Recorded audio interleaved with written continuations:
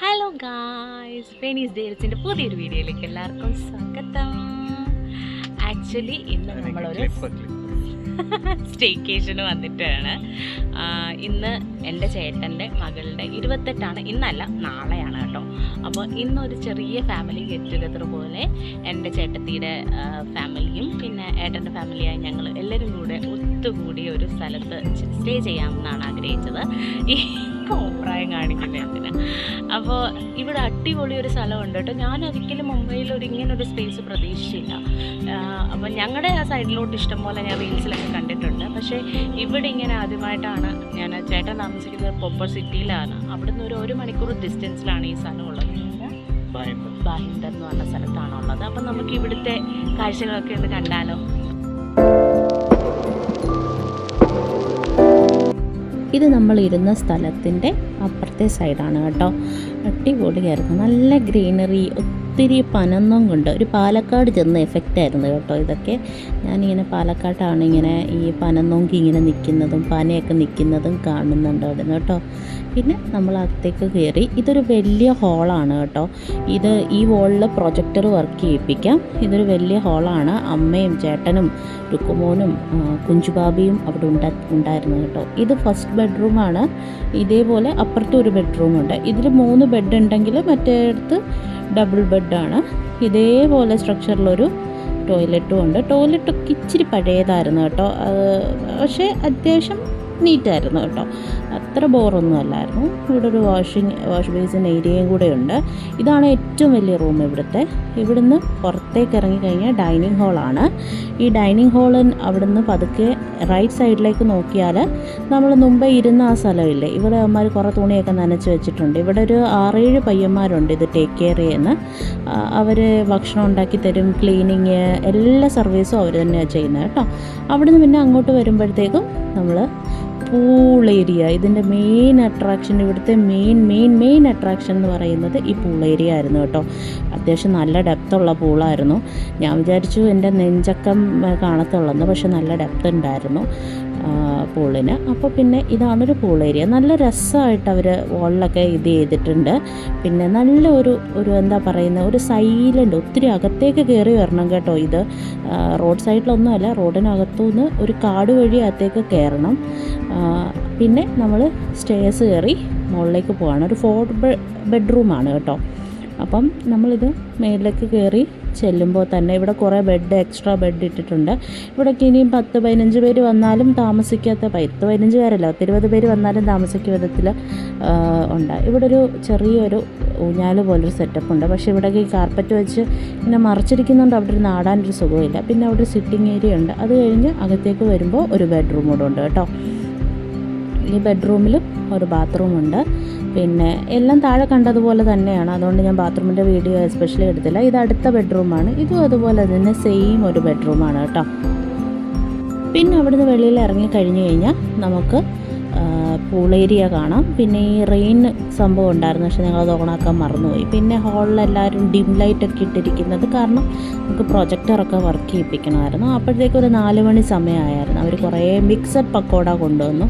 കുറേ ഉരുളക്കിഴങ്ങ്, അതുപോലെ തന്നെ കോളിഫ്ലവർ, പിന്നെ കുറച്ച് സ്പിനാച്ച്. പിന്നെ പൂളിൽ ചാടുന്ന സമയമാണ്.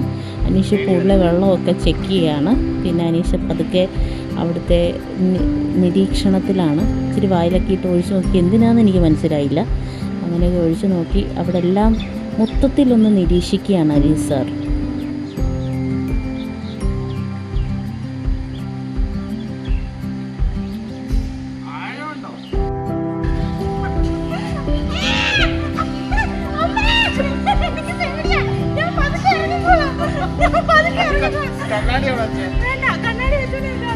കണ്ണാടി താഴെ പോയാൽ അമ്മയെ കൊടുത്തേ. അവിടെ വെക്കാം.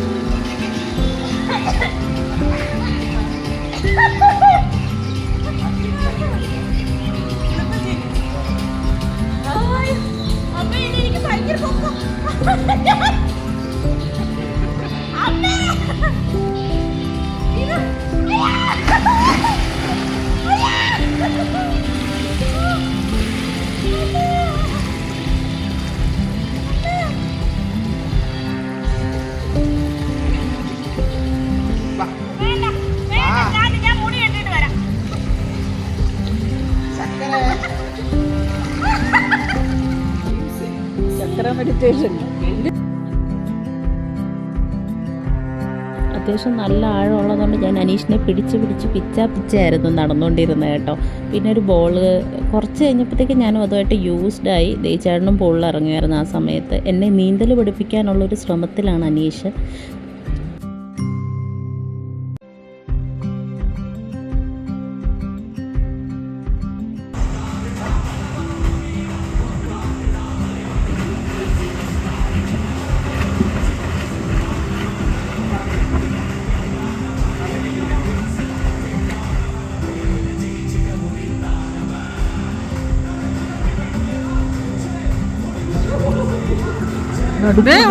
മുഖം കുത്തി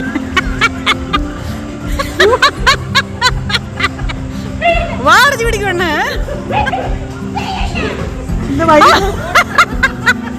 മുങ്ങി പോന്നവള്. ഇന്ന് വൈകിട്ട് വേണമെങ്കിൽ കഴിക്കാൻ വേണ്ട വെള്ളം കുടിച്ച് വേറെ നിറയ്ക്കോ.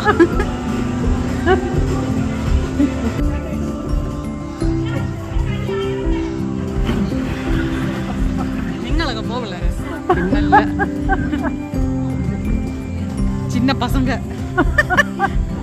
അച്ഛൻ നീന്തുന്നത് ഞാൻ ജീവിതത്തിൽ ആദ്യമായിട്ട് എൻ്റെ 28 വർഷത്തിനിടയ്ക്ക് ഞാൻ ഇതുവരെ അച്ഛൻ നീന്തുന്നത് കണ്ടിട്ടില്ല കേട്ടോ. അച്ഛൻ്റെ അവിടെ ആറും പുഴയും തോടും ഒക്കെ ഉണ്ട്. അച്ഛൻ്റെ വീട് പന്തളമാണ്, അച്ഛൻ്റെ അമ്മ വീട് ചെറുകോൽപ്പുഴയാണ്. അപ്പോൾ ഡെഫിനറ്റ്ലി അച്ഛന് നീന്തൽ നന്നായിട്ട് അറിയാമായിരുന്നു. പക്ഷെ വർഷങ്ങൾക്ക് ശേഷം അച്ഛൻ നീന്തുന്നതെന്നാണ് അച്ഛനെന്ന് പറഞ്ഞത്. ഞാനതും ഞങ്ങൾ വിറ്റ്നസ് ചെയ്തു. ഏട്ടനും പറഞ്ഞു 35 വർഷത്തിനിടയ്ക്ക് ഏട്ടനും കണ്ടിട്ടില്ല എന്നുള്ളതാണ് ഏട്ടനും പറഞ്ഞത്.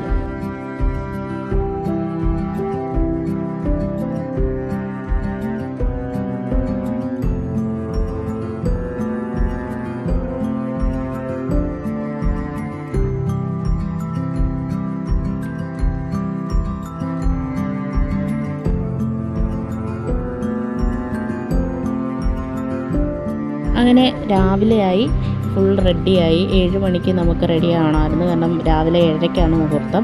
സോ 7 മണിക്ക് റെഡിയായി. കുറച്ച് ഡെക്കറേഷൻ പരിപാടികളൊക്കെ ഉണ്ടായിരുന്നു. ഈ പൂവാദ്യം സെറ്റ് ചെയ്ത് തേച്ചേണ്ടാണ്. അത് കഴിഞ്ഞിട്ട് ഞാൻ അതിൻ്റെ മേലിൽ റോസാപ്പൂ വെച്ച് ഒന്നുകൂടെ ഡെക്കറേറ്റ് ചെയ്തു. നമുക്ക് മോൾക്ക് പേരിട്ടിരിക്കുന്നത് സഹ്യ എന്നാണ് കേട്ടോ. സഹ്യാദ്രി, സഹ്യ ബീബി എന്നൊക്കെ നമ്മൾ വിളിക്കും. ഒത്തിരി കാലത്തിന് ശേഷം നമ്മുടെ വീട്ടിലേക്ക് വന്നൊരു കുഞ്ഞതിഥിയാണ് അവൾ. ഞങ്ങളുടെ ഫാമിലിയിൽ ഫസ്റ്റ് ബോണും കൂടെ ആണ് കേട്ടോ. അതിൻ്റേതായ സ്പെഷ്യാലിറ്റി ഒക്കെ സഹ്യ ബേബിക്ക് ഉണ്ട് കേട്ടോ.